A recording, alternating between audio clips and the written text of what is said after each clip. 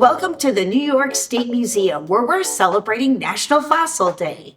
I'm Dr. Lisa Amati, Curator of Paleontology and the State Paleontologist of New York. This year for National Fossil Day, we're going to focus on the trace fossil Climachtichnites, which is 500 million years old.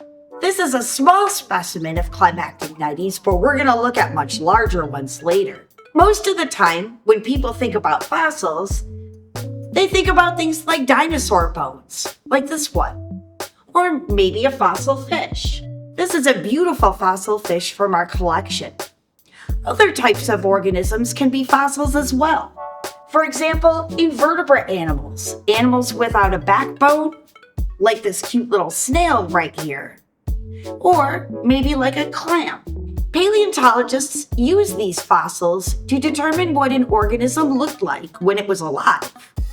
Trace fossils, on the other hand, are a type of fossil that tell us a little bit about what the animal looked like, but also tell us about how the animal behaved or acted. This is an example of a trace fossil called Scleratuba. Scleratuba formed when a worm-like animal burrowed through the sediment or silt and ate the silt, then digested little food particles out of it and pooped out the rest, filling its burrow behind it. Climachtichnites is also a trace fossil, and that's what we're going to focus on today.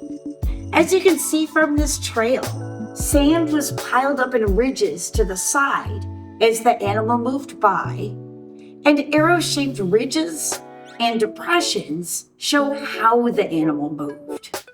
Basically, the animal took the front one side of its body and extended it forwards. Then it would grip the sand with that forward extension and pull the body forward with it, making one side of the arrow-shaped ridges.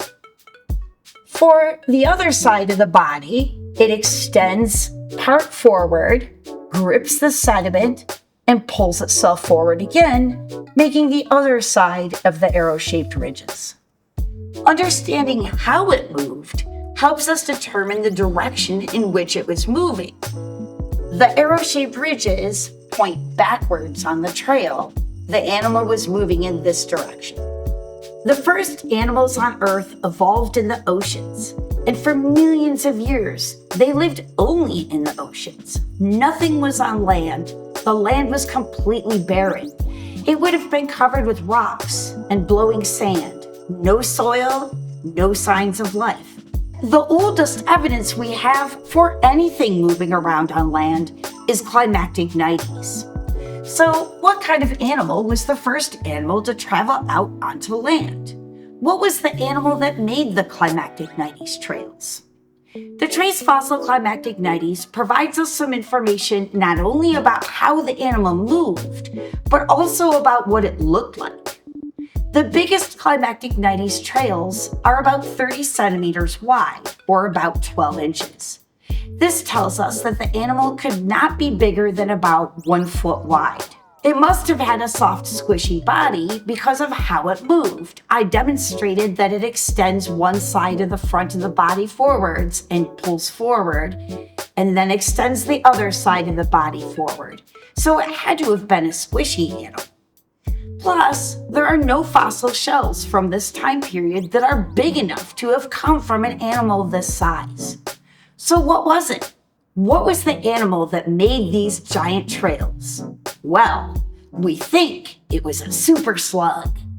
To see the trails made by this super slug, come visit us here at the New York State Museum and see these examples for yourself.